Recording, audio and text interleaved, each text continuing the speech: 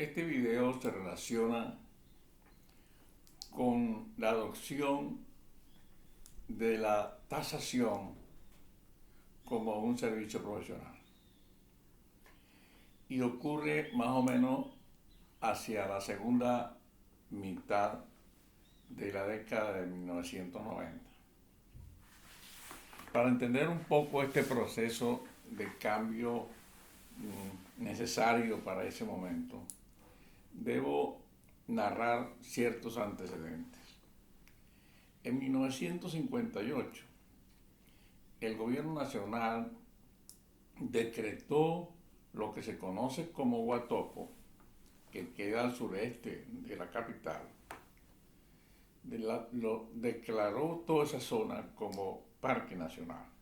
Es un decreto por medio del cual toda esa zona, más o menos de unas 93.000 hectáreas, debían ser protegidas mediante ese decreto.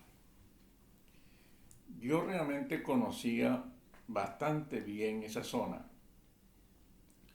por cuanto como 4 o 5 años de haberme graduado, tuve necesidad de una inspección por esa zona, ¿no? Y partiendo de un aserradero que había en Santa Teresa, debía tomar una vía que va desde Santa Teresa a Altagracia de Orituco, y la cual atraviesa esa zona de Guatopo, donde yo nunca había estado. Bueno, ese viaje fue demasiado interesante, quizás por dos razones importantes. Una de ellas es que arrancando de Santa Teresa a mano izquierda, oía el zumbido de un río. Y me acerqué y pregunté que ese río qué era, porque cómo se llamaba. Y me dijeron, es el río Tuy. Conocí el río Tuy. Yo tenía ganas de enfrentarme a ese río, enfrentarme a conocerlo, por cuanto era el río importante del estado Miranda. Y porque veía que era la característica de dos grandes zonas geográficas denominadas los Valles del Tuy, que era exactamente donde yo estaba en ese momento, y Barlovento.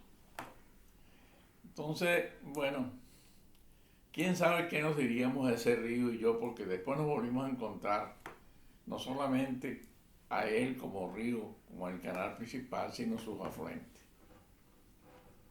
Yo seguí por la vía hasta que me encontré con un punto llamado los Alpes del Tuy, donde la carretera sigue hacia Altagracia y Orituco y la otra se desvía hacia Barlovento.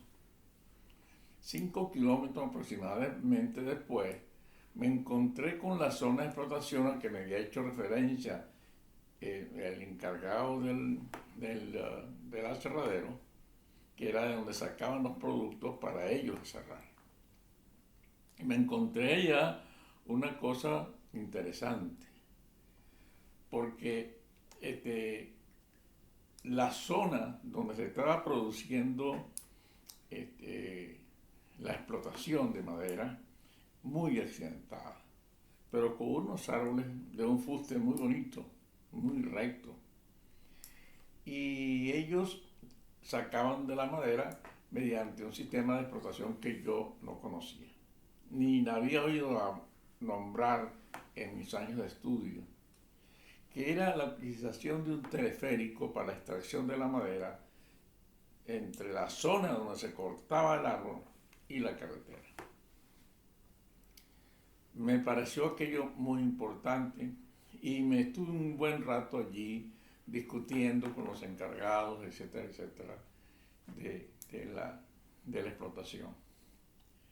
Entonces, realmente yo conocí toda la zona de Guatopo en esa oportunidad y, por supuesto, me impresionó aquel paisaje que tenía aquel bosque, que indudablemente con los años tendría yo que inspeccionarlo mejor. Bueno, esa zona donde yo partía cuando estaba recién graduado, un buen día se me llama de la Procuraduría y se me anuncia que había sido nombrado en una terna de peritos para justamente estimar la injusta indemnización que era necesario para, los presuntos dueños de las tierras de Guató. En esa terna de peritos, el único técnico era yo, los otros dos eran personas, bueno, uno era abogado, el otro era un comerciante. Realmente yo era el técnico que podía llevar a cabo ese proceso. A estos efectos yo le pedí al Ministerio de Agricultura, que era el de donde se había originado el decreto, que me asignaran una partida porque necesitaba ayuda. La zona era muy extensa, como ya he dicho, una zona de 92.000, 93.000 hectáreas decretadas como parque. Y en efecto, pues, me asignaron esa partida y con esa partida yo contraté 3 ingenieros forestales más, 2 venezolanos y un finlandés. Contraté un buen topógrafo. En fin, yo hice la estructuración del personal y logística que necesita para adelantar el trabajo que se me había encomendado. Bueno, nos trasladamos a Guatopo para empezar a trabajar. Montamos un campamento especial en toda la carretera y allí discutimos y llegamos a un acuerdo cuál era la estrategia que debería seguirse para alcanzar el objetivo que me ordenaba el decreto de expropiación. Estimar la justa indemnización para los dueños de las tierras de Guatopo. Bueno, en ese sentido, elaboramos quizás el primer proyecto de investigación forestal tipo inventario que se había hecho en Venezuela, puesto que era sobre una superficie de 90 y pico mil hectáreas. Con ayuda de fotografía aérea, etcétera, etcétera, y algunos planos raros que localizamos por ahí, dividimos aquella tremenda zona en 4 grandes áreas. Y en esas 4 grandes áreas trazamos elaboramos y ejecutamos un muestreo estadístico no probabilístico que nos permitiera, mediante tener primero una información dentro de un margen de error apropiado, y los puntos de investigación eran formados por plots circulares, y en cada uno de ellos, mediante un teodolito denominado Relationsspiegel que traje de Alemania, pues me permitía una información muy rápida en cada plot sobre no solamente las características dimensionales de los árboles que ya habían, sino utilizando un buen baquiano que nos acompañábamos, detectábamos las clases de especies que había. Y eso lo anotábamos debidamente en cuadernos con una portada impermeabilizadora porque llovía demasiado. Es una zona que tiene una precipitación muy alta, casi 1800 milímetros. Y una precipitación como constante, ¿no? Y de ahí, pues, el bosque bastante difícil, como les dije al principio, un bosque sobre una topografía muy accidentada y con alturas que iban hasta ciento y pico metros de altura. Los principales representantes de estas alturas eran dos picos llamados Apa y Carapa. Y en fin, el asunto era difícil, pero lo cumplimos.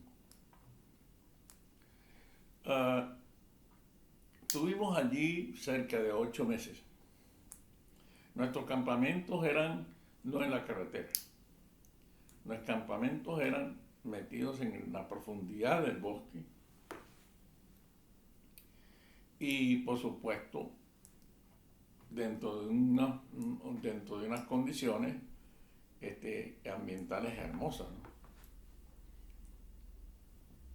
A veces dormíamos generalmente en hamacas de palo a palo y en noches despejadas pues no nos metíamos en la carpa, dormíamos a la intemperie, contemplando aquella belleza de ríos como en su nacimiento, como el río Taguasa, Taguacita, Lagartijo, el Cuira, en fin, unos hermosos ríos que nacen en esas vertientes boscosas. Después de como de 6 o 7 o 8 meses salimos de allí y entonces, bueno, ya me quedé solamente con un ingeniero forestal para que me ayudara a procesar, que en esa época no había computación ni mucho menos, había que hacer con una maquinita, calcular, pero logramos procesar todos esos datos. Después que tuvimos ese procesamiento, se presentó pues la gran incógnita. ¿Qué íbamos a hacer con los datos que teníamos? Por cuanto esos datos teníamos que irlos llevando mediante apreciaciones correctas hacia un embudo del cual saliera el valor que se estaba desbloqueando y en consecuencia la indemnización que había que dar. Bueno, no fue fácil la estrategia o concebir la estrategia o concebir la formulación y me valí de amistades, como amistades muy buenas, peritos que yo había conocido en el corto tiempo en que yo ejercía ya esa herramienta de la ingeniería. E indudablemente que todo decía, tienes que empezar por encontrar la relación bosque, tierra y agua. Si yo lograba encontrar esa relación, podría